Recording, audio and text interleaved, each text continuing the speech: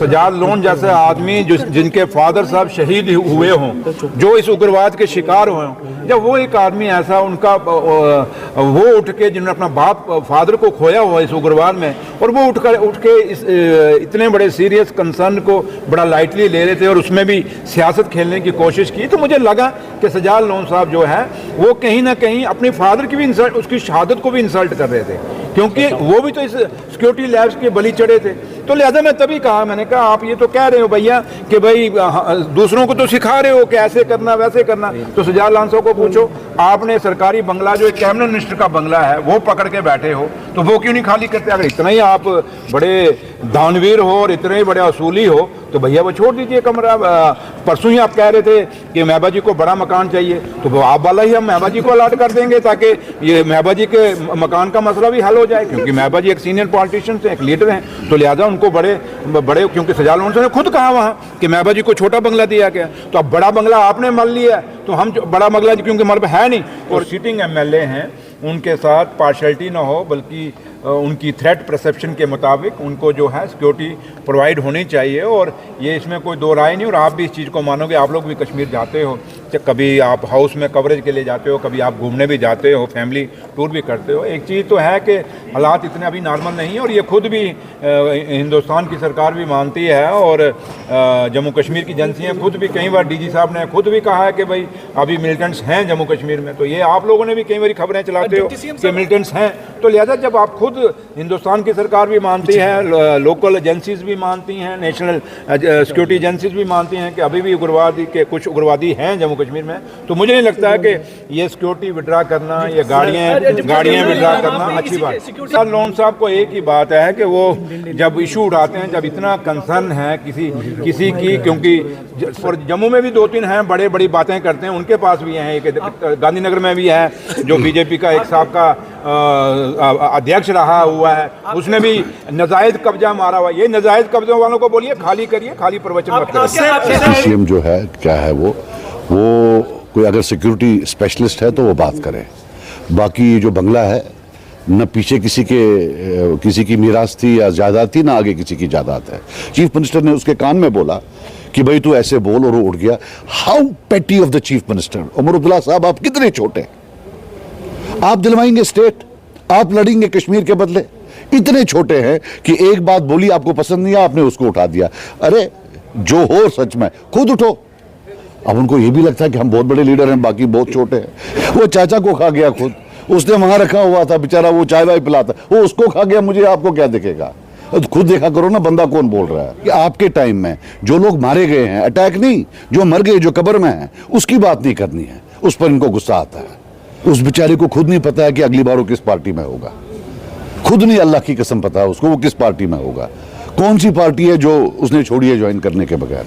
अब कल बीजेपी में होगा, पीडीपी में होगा, कांग्रेस में होगा, किसको पता है। सिक्योरिटी को अगर किसी ने वेपनाइज किया है, वो नेशनल कॉन्फ्रेंस ने किया है। आपको पता है आज हजारों लोगों को पुलिस क्लियरेंस सर्टिफिकेट नहीं लेती है। I say this, I will bet my honour on this. जब कोई पावर में बैठा होता है उसको डिल्यूजन होता है ये सब मेरा है, जब बाद में चले जाते हैं फिर मालूम पड़ता है मेरा कुछ नहीं है। घर में ट्रेजेडी हुई है, असैसिनेशन हुई है, और मेरी एक सर्टेन लेवल ऑफ सिक्योरिटी है, ये उस लेवल का घर फराहम मेरे लिए अरेंज करे, मैं दूसरे दिन निकल जाऊंगा। मुझे कोई शौक नहीं है वहाँ रहने की, और ये कोई टॉन्ट ना करे। इनको जब भी कोई कुछ बोले, इनको कोई अटैक करे तो वो अटैक है, इनको कोई अटैक करे वो अटैक है। दिल्ली से लेकर यहां तक शोर मचाएंगे, असेंबली में 100 बार बोलेंगे, कोई इनको इतना बताएगा कि फिर बातें करते हैं जनाब वो है जनाब ये है। इन्होंने हमेशा जो है सिक्योरिटी को एज अ टूल इस्तेमाल किया। आप देखिए मैक्सिमम लोग जो हैं 96 के बाद इनके हाथों जो है वहां ओजीएल लिस्ट में पड़े हैं। They have weaponised all the systems. OGL जो इनके साथ नहीं था डाल दो ओजीएल में, जो इनके साथ नहीं था सिक्योरिटी मत दो, आके मार देते थे, उसका हिसाब रखा है इन्होंने। अब जो ये विक्टिम बनना चाहते हैं तो इंसान को भी आग लगती है अंदर से, ये विक्टिम बने जो परपेट्रेटर्स रहे हैं, जिन्होंने सिक्योरिटी न देना वेपनाइज किया हुआ है। बिल्कुल जो आज की सरकार है उनको भी देखना चाहिए कि सिक्योरिटी के क्या मामलात हैं। मैं भी हूं, मेरे पास तो घर का गार्ड नहीं है, पीडीपी वालों को उठा दिया है परसों सिक्योरिटी, पर ऐसा रोता कोई नहीं है जैसे रोते हैं बार बार। Distribute to this chair does not no.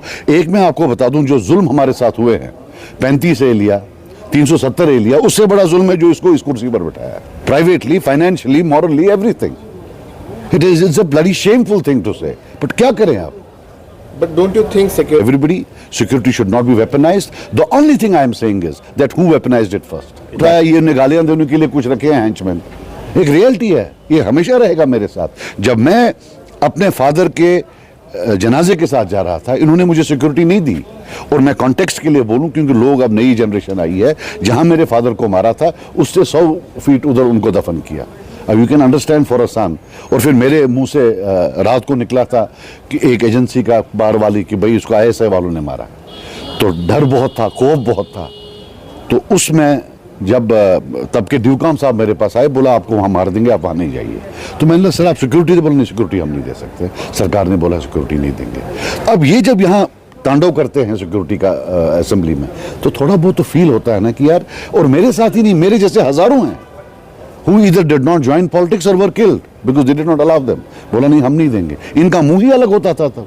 सो ये एक चीज देखिए, अभी मैं ऑन रिकॉर्ड बोल रहा हूं कि कितने केसेस में जहां इनको सिक्योरिटी वालों ने बोला कि भाई फला आदमी को नहीं निकालिए घर से, इसको खतरा है, इन्होंने निकाल दिया. मतलब दूसरे का बच्चा मरे वो ठीक है, इन पर कोई आंच नहीं आनी चाहिए. ये निकले हैं स्टेट लाने हिंदुस्तान से, मुल्क हिंदुस्तान से स्टेट लाने हैं. एक मैग्नानिमिटी होती है. मैं जब वहां खड़ा हुआ, मैंने खुद देखा कि यार कुछ नहीं, ये बस अल्लाह ताला हमारी इस कश्मीरी कौम को, जिन्होंने ये जो सारा जुल्म हो रहा है, इसका अल्लाह ताला के बारगाह में जो हिसाब होगा वो उन लोगों का होगा जिन्होंने इनको वोट डाला. चाचा साहब चाचा को खा गए, मुझे क्या देखेगा यार. वो मेरे पास भी था कुछ टाइम, उसने भी कौन सी पार्टी छोड़ी है जाने के लिए, जो आपकी जैसे था उसको खा गया, मेरा क्या बोलेगा. तो आप खुद भी यार, आप भी तो समझदार इंसान हो, ये देख लो ना बोल कौन रहे हैं, टर्न गोट्स.